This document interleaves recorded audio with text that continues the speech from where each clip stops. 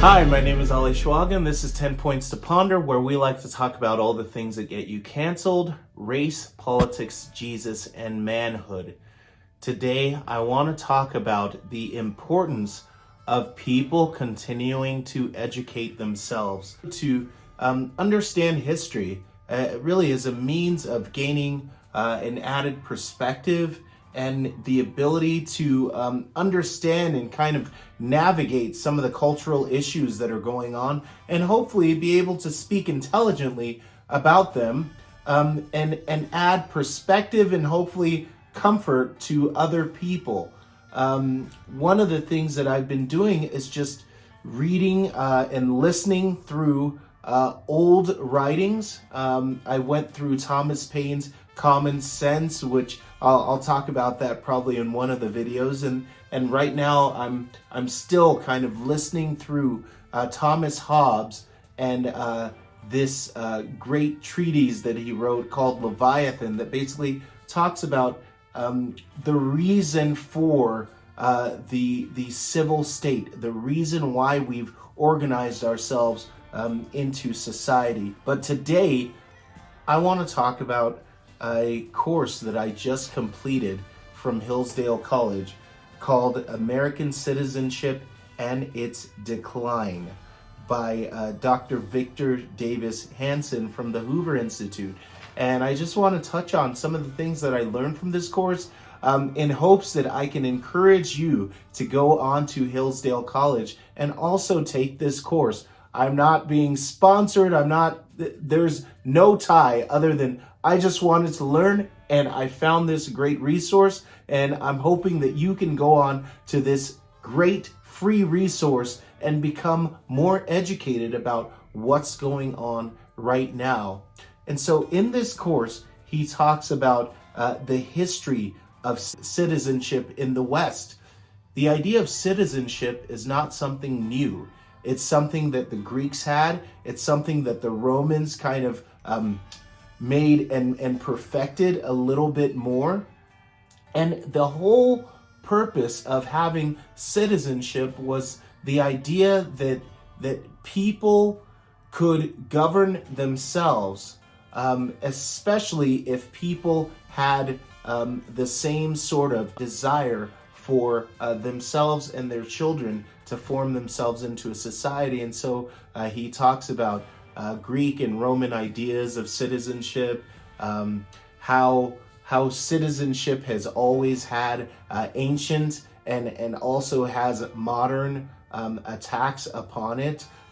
Ancient attacks on citizenship are tribalism, the idea that what's most important to me is my racial or ethnic background, rather than being a citizen of the country in which I live.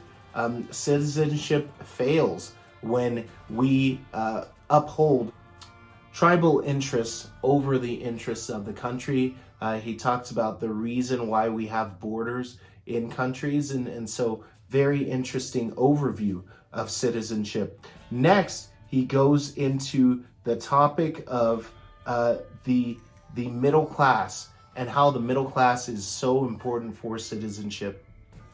One of the reasons that we need a middle class in order to be productive citizens is that the middle class does not need the government to sustain them, and is not so poor or so rich that they're trying to take advantage of the levers of government for their own gain. The middle class, those who are self-sufficient, who have their own farm, who are independent, are the people who have the greatest degree of free speech because they speak their minds. They don't need the government to dole or hand out something for them.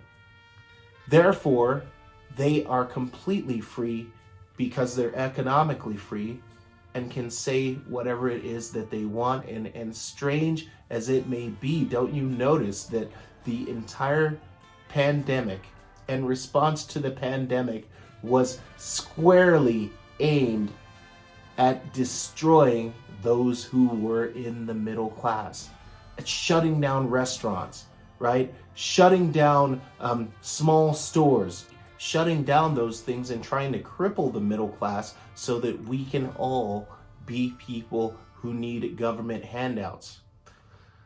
The other part of this teaching was he talked about illegal immigration and the loss of national sovereignty.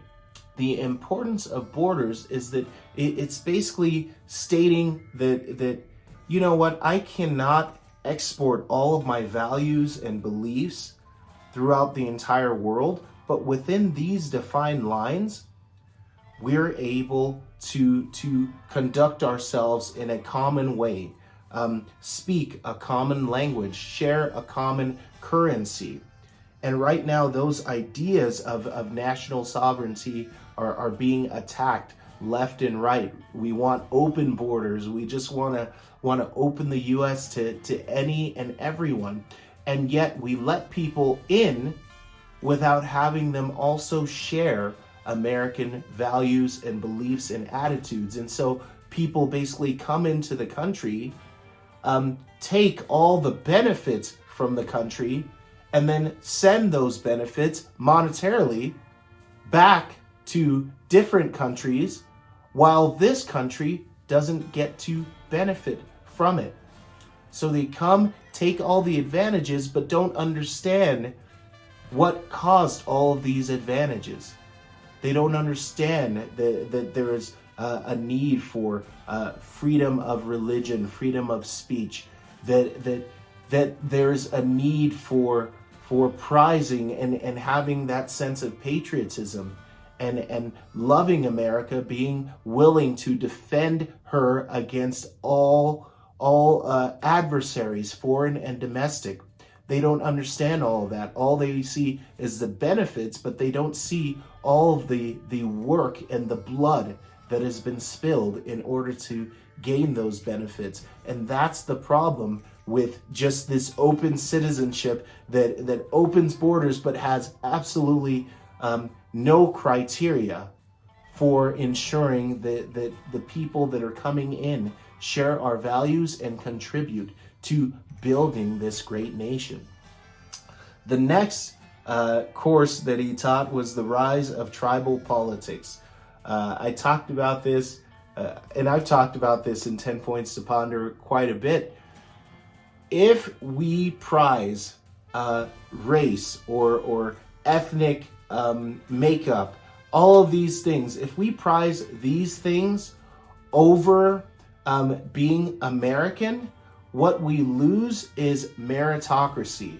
We start just like Joe Biden saying, I'm going to nominate this person that out of 6% of the population, I'm going to nominate a Supreme Court justice.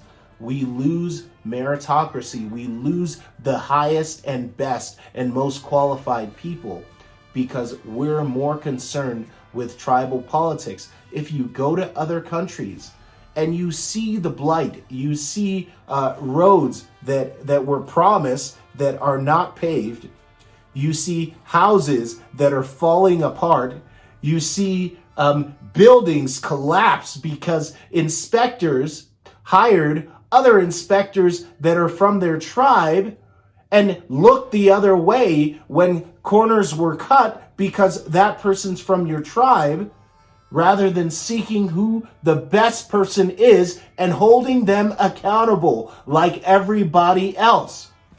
When you have tribalism, the country crumbles because we do not have a meritocracy. And he goes at length, Victor Davis Hanson goes at length to talk about tribalism, and he talks about how, as Obama came into the presidency, he wanted to expand the map and basically say that every person of color was part of one group and white people are another group. And so all of this anti-white racism that we're seeing in our culture started about a decade, more than a decade ago, really focusing on that. It started in academia probably 20, 30 years ago. Just focusing on everything that is white is necessarily evil, while we are benefiting here in the United States from a Judeo-Christian heritage and from, frankly, European settlers that came to the United States and built infrastructure and built things that now we're saying, well, because they're white and they're racist, then we need to dismantle the entire country, when the entire country has been and continues to be the best place to live for any person of color, and definitely for any black person, and that is including Africa. The next thing that he talks about is the unelected and unaccountable deep state. I loved this course because, again, it's right where we're living right now. We have people who are unelected, they're just bureaucrats. They're the DMV. They make regulations and then they enforce regulations by taking your money. Just think when you're getting that photo radar ticket for $80. Where did that come from? Someone is just completely decided that they want to make up a revenue generating scheme that essentially just keeps them at work. All the money from it just fuels their job. There's not actually enforcement. There's not actually crime that's being stopped. They're simply making regulations and enforcing regulations and finding people to pay for their ability to make more regulations. And this is a great problem. And he talks about the bureaucratic state, which bureau, it comes from the French word, right? The desk. The desk, it's the rule of the desk. People that just sit behind desks and tell you what you can and can't do in life. And then he talks about this unaccountable deep state. The fact that there are people in government that just like to, well, I don't even know if I can mention his name, but we all know our good doctor who gets to tell us when it's safe to come out of our houses and gets to tell us that we need to do this or that to our bodies. Who elected him? Who elected him? It's the unaccountable, unelected deep state. And then he also has a course on the erosion of the Constitution. And basically what's happening with the Constitution is that people, rather than interpreting the Constitution in its strict context, trying to preserve the intent of the founders, instead want to change the Constitution to change with the times and what's acceptable and what they like. A great example of this change of the Constitution, I have to say, is when you look at what happened with Roe versus Wade. Basically, they used the right to privacy as a means of saying that you can have an abortion because the baby, right, the child that's in your womb is part of your body, and you have a right to privacy with your body. Therefore, you can do whatever it is that you want with your body, rather than understanding from classical interpretation that a fetus that's still in the womb is still a person.